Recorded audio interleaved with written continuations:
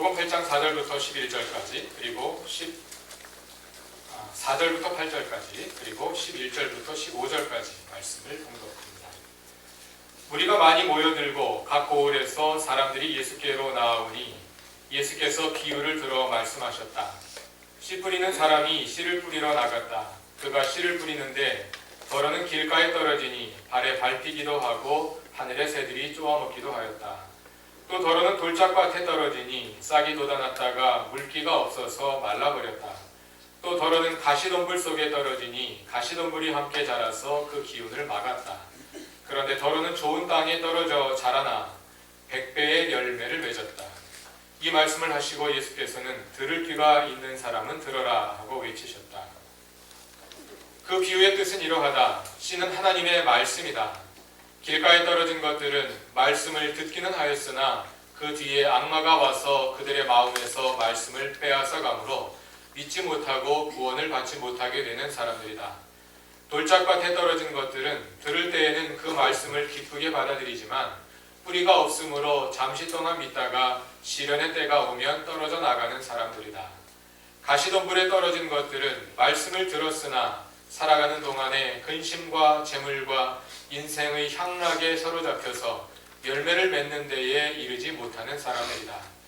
그리고 좋은 땅에 떨어진 것들은 바르고 착한 마음으로 말씀을 듣고서 그것을 굳게 간직하여 견디는 가운데 열매를 맺는 사람들이다. 아멘. 이것은 하나님의 말씀입니다.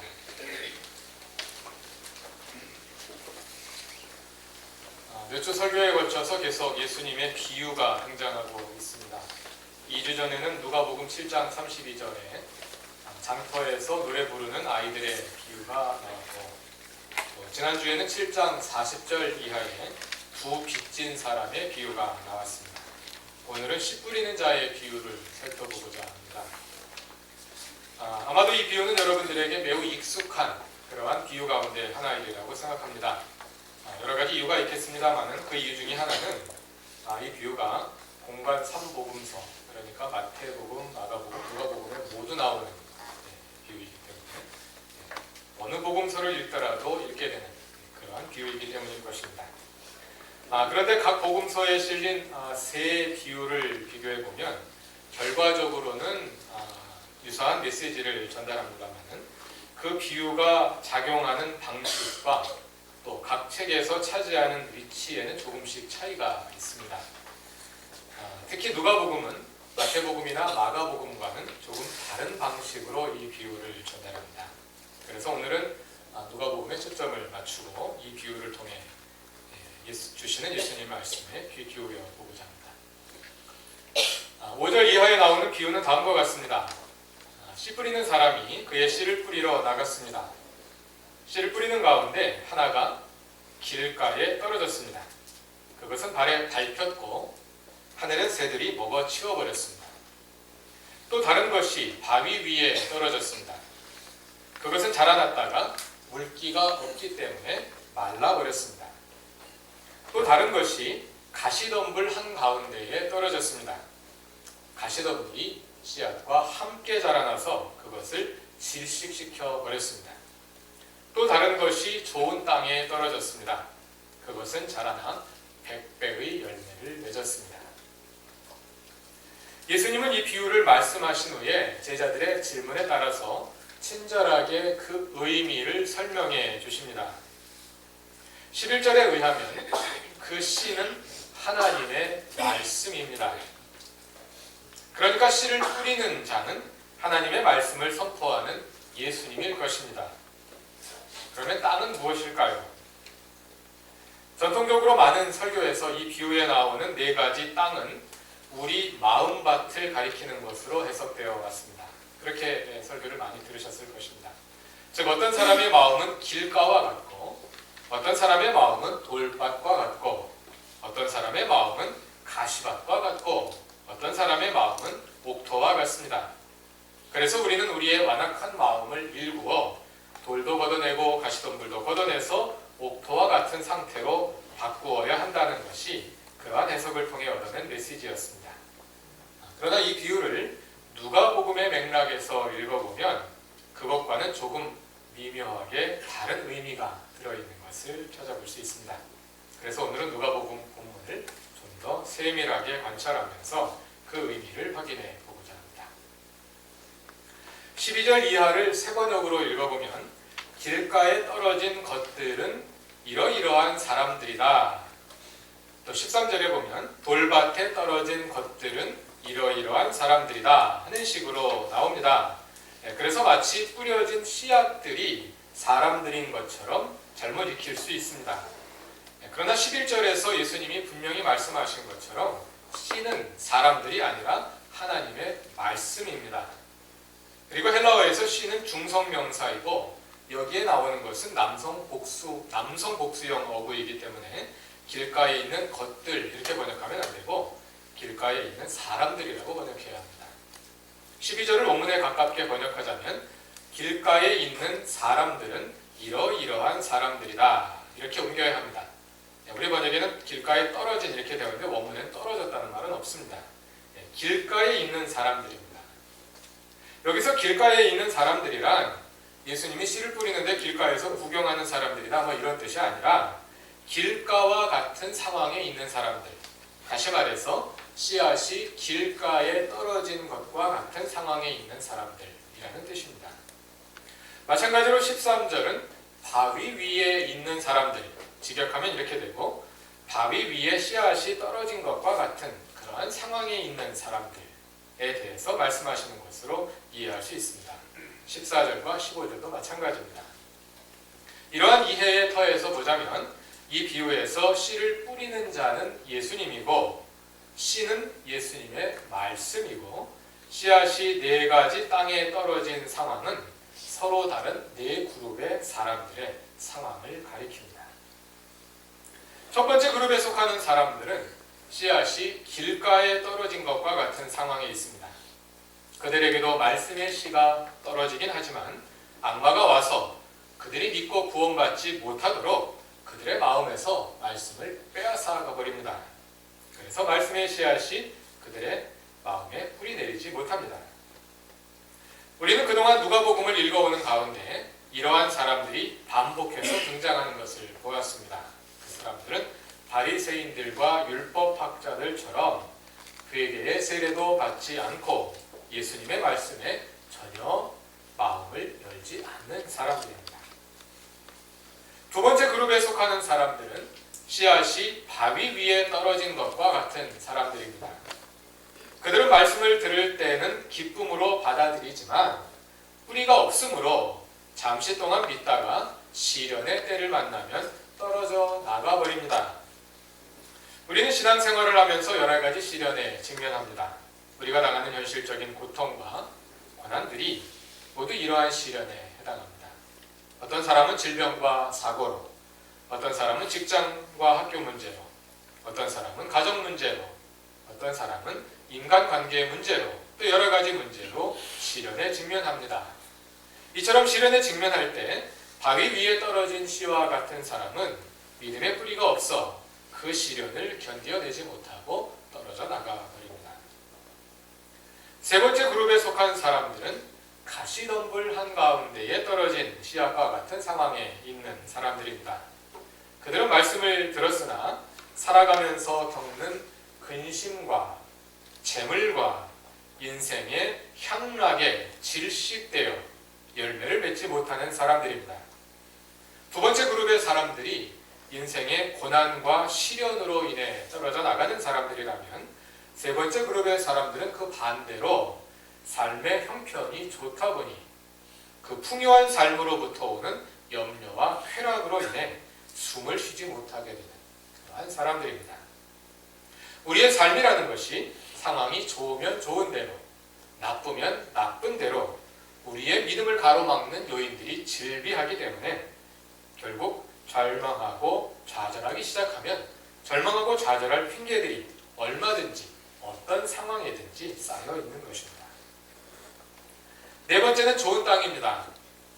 우리는 좋은 땅을 돌도 없고 가시도 없는 땅으로 생각하기 쉽습니다.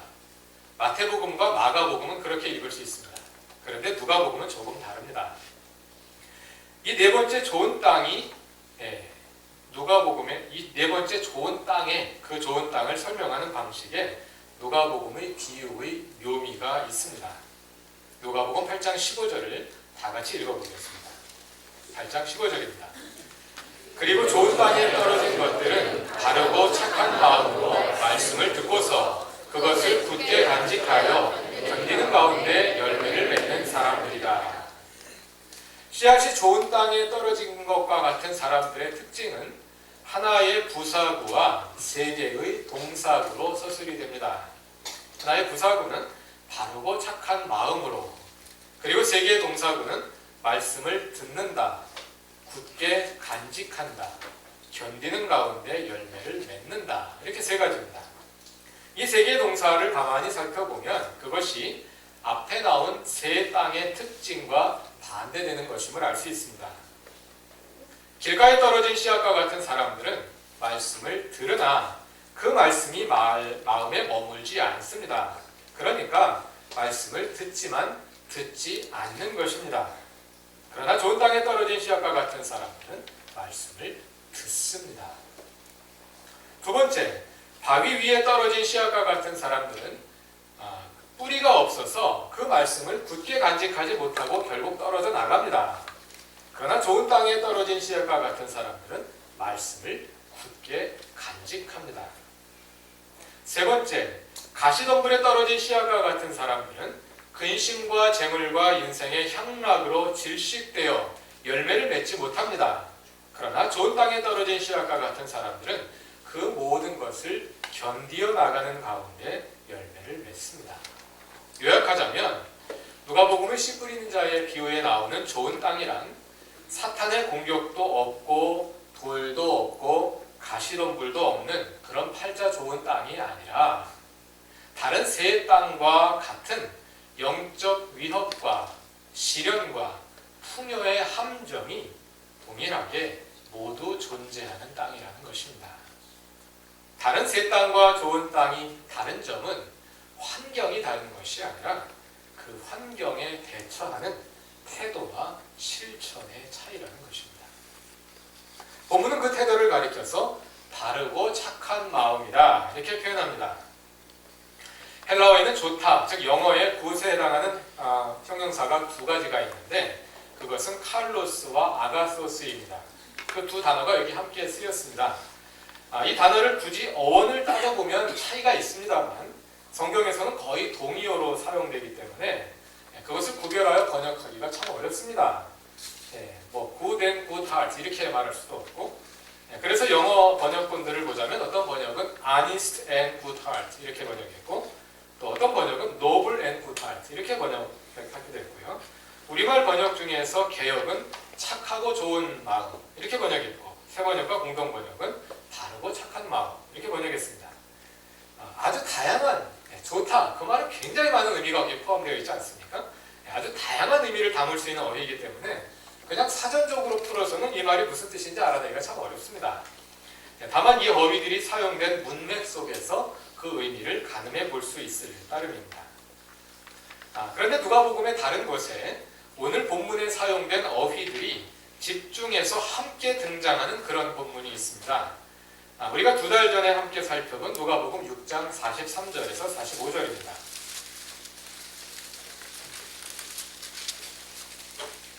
누가복음 6장 43절에서 45절을 보면 좋다를 뜻하는 헬라어 아가소스와 칼로스가 둘 다 나오고요. 우리 번역에는 다 좋다로 번역되어 있습니다만은 이 헬라어 형용사가 둘 다 나오고 마음이라는 단어도 나오고 열매라는 단어도 나옵니다. 오늘 본문에서 중요한 역할을 하는 그런 단어들입니다. 43절부터 45절까지 다 같이 한번 읽어보겠습니다. 좋은 나무가 나쁜 열매를 맺지 않고 또 나쁜 나무가 좋은 열매를 맺지 않는다. 나무는 각각 그 열매를 보면 안다. 가시나무에서 무화과를 거두어들이지 못하고 가시덤불에서 포도를 따지 못한다. 선한 사람은 그 마음속에 갈무리해 놓은 선더미에서 선한 것을 내고 악한 사람은 그 마음속에 갈무리해 놓은 악더미에서 악한 것을 낸다. 마음에 가득 찬 것을 입으로 말하는 법이다. 뿌리는 자의 비유에는 좋은 땅이 나오는 반면에 방금 읽은 6장에는 좋은 나무가 나옵니다. 둘 다 최종 목표는 열매를 맺는 것입니다.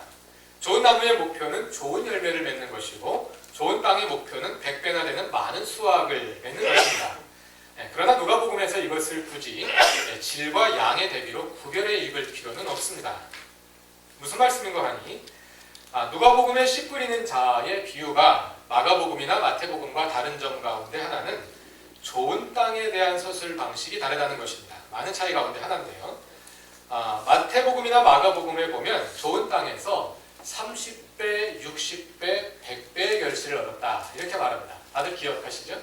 그런데 누가복음에는 그냥 100배의 결실을 했다 이렇게 간단히 한 번만 나옵니다. 그리고 예수께서 뒤에 가서 비유를 다시 설명하시는 그 부분에 보면 마태복음과 마가복음에서는 예수님께서 30배, 60배, 100배라는 말을 다시 한번 언급하십니다. 그런데 누가복음에서 비유의 설명에는 그 100배라는 말 자체가 빠져버립니다. 몇 배 수확을 얻었는지 그 자체는 빠져버리고 말씀을 듣고 굳게 간직하여 견디어내온 가운데 열매를 거둔다. 그 사실만을 언급하고 있습니다. 누가복음은 그 수확의 크기보다는 시련과 유혹을 견뎌내고 열매를 맺는다는 그 자체에 관심이 있는 것입니다. 따라서 누가복음에서 좋은 열매를 맺는 것과 큰 수확을 맺는 것을 굳이 구분해서 생각할 필요는 없다고 말씀드리는 것입니다. 그것보다 더 중요한 것은 좋은 열매를 맺는 것은 좋은 나무와 같이 되는 것이고 말씀을 굳게 간직하고 견디어내며 결국은 열매를 맺어내는 좋은 땅과 같이 되는 것입니다. 그것이 누가복음의 핵심입니다. 그러한 사람이 되기 위해서 우리는 바르고 착한 마음을 가져야 합니다. 마음속에 선을 갈무리하여 우리의 성품을 변화시켜 좋은 열매가 맺히기까지 견디며 나아가는 것입니다. 그렇게 되기 위해서 가장 먼저 갖추어야 할 요건은 바로 듣는 것입니다. 오늘 본문을 잘 읽어보시면 이 듣다라는 동사가 계속해서 반복되는 것을 보실 수 있습니다. 비유를 먼저 말씀하신 후에 예수님은 8절에서 들을 귀가 있는 사람은 들어라 이렇게 외치십니다. 그리고 11절 이후에 나오는 비유의 설명을 보시면 매 절마다 듣다라는 동사가 반복되는 것을 볼 수 있습니다. 12절을 보시면 길가에 떨어진 것들은 말씀을 듣기는 하였으나 또 13절을 보면 돌짝밭에 떨어진 것들은 들을 때에는 14절은 가시덤불에 떨어진 것들은 말씀을 들었으나 또 15절에 좋은 땅에 떨어진 것들은 바르고 착한 마음으로 말씀을 듣고 듣다라는 동사가 반복됩니다. 그리고 이 비유 뒤에 이어지는 말씀에서 18절을 보시면 그러므로 너희는 조심하고 들어라 이렇게 말씀하십니다. 조심하여 들어라. 지적하면 너희가 어떻게 듣고 있는지 보아라 이것입니다. See how you hear 이렇게 되어 있습니다. See how you listen. 너희가 어떻게 듣는지 보아라. 스스로를 돌아보아라. 이런 말씀입니다. 여러분은 말씀을 어떻게 듣고 계십니까? 여러분이 어떻게 말씀을 듣고 있는지 스스로 돌아보십시오. 물론 잘 듣고 계십니다. 그 들음에 많은 것이 달려 있습니다. 우리말에도 그렇습니다만 헬라어에서 듣는다는 말에는 단지 물리적으로 소리를 파악한다 이런 뜻에 더해서 경청하고 그 말에 순종한다는 의미가 들어있습니다. 우리말에도 아이들이 말을 안 듣는다. 그랬을 때 안 듣는다는 말은 그 아이들이 청각장애가 있다는 말이 아니라 그 말을 경청하고 순종하지 않는다 그런 뜻이죠. 듣는다는 말에는 경청하고 순종한다는 의미가 들어있습니다. 듣고 이해하고 순종하는 의미에서의 들음, 그 들음이 우리의 믿음의 출발점이 되는 것입니다. 성경에 나오는 듣는다는 말을 오늘날 우리의 상황에서는 읽는다는 말로 바꾸어 이해할 수도 있습니다. 신약성서 시대의 책은 아무나 가질 수 있는 것이 아니었습니다. 성경책도 우리처럼 각자가 책을 가지고 읽는 것이 아니라 성경책은 교회에 한 권 정도 있습니다. 책은 아주 귀합니다. 그래서 책을 읽는 방식은 오늘날처럼 각자가 눈으로 읽는 것이 아니라 한 사람이 앞에서 크게 읽으면 나머지 사람들은 앉아서 듣는 겁니다. 그것이 그 당시에 책을 읽는 방식입니다. 그래서 우리는 말씀을 읽지만 그 시대 사람들은 말씀을 듣습니다. 그래서 성경에서 말씀을 듣는다고 말하는 것을 오늘 우리는 말씀을 읽는다로 바꾸어 이해할 수 있는 것입니다. 따라서 너희가 말씀을 어떻게 듣는지 스스로 돌아보라. 이 말씀은 너희가 성경을 어떻게 읽는지 스스로 돌아보라 하는 말씀으로 이해할 수 있습니다. 여러분은 성경을 어떻게 읽으십니까? 성경을 읽는 우리의 읽음에, 그리고 말씀을 듣는 우리의 들음에 우리의 존재가 결부되어야 합니다. 성경에서 단지 어떤 정보를 얻어내는데 그치지 않고 그 말씀이 우리의 존재를 변화시키게 해야 합니다. 주일 오후에 전교인이 성경 공부를 하는 목적도 성경에 담긴 정보를 얻어내기 위해서가 아니라 성경을 읽고 우리가 변화되기 위함입니다. 매주일 범위를 정해놓고 집에서 성경을 읽는 것도, 그리고 그 가운데 한 부분을 택해서 큐티를 하는 것도 우리가 변화되기 위함입니다. 변화를 위한 읽음, 변화를 위한 들음, 그것이 예수께서 말씀하시는 그 들음입니다. 그 들음이 우리 안에 변화된 존재, 바르고 착한 마음을 형성시킵니다. 좋은 땅에 떨어진 씨앗과 같은 사람에게도 사탄의 시험은 있습니다. 그러나 그 사람은 바르고 착한 마음으로 사탄의 시험에 자신을 내어 맡기지 않고 말씀을 듣기에 집중합니다. 시련이 다가올 때 바위 위에 떨어진 씨와 같은 사람은 그 시련으로 인해 떨어져 나갑니다. 그러나 좋은 땅에 떨어진 씨와 같은 사람은 환경이 문제가 아니라 내 자신이 문제임을 분명히 알고 있습니다. 그래서 그 사람은 바르고 착한 마음으로 말씀을 굳게 간직하여 그 시련을 이겨냅니다.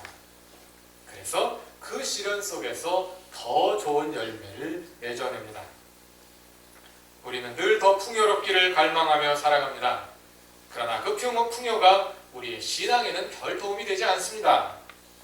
마치 비커에 물을 담고 개구리를 풀어놓은 채 알코올 램프로 서서히 가열하면 개구리는 자기 몸이 익어가는 줄도 모르고 유유히 그 물속에서 헤엄치다가 익어서 죽어버리는 것처럼 우리의 풍요도, 우리의 신앙도 풍요 속에서 그렇게 질식해가곤 합니다.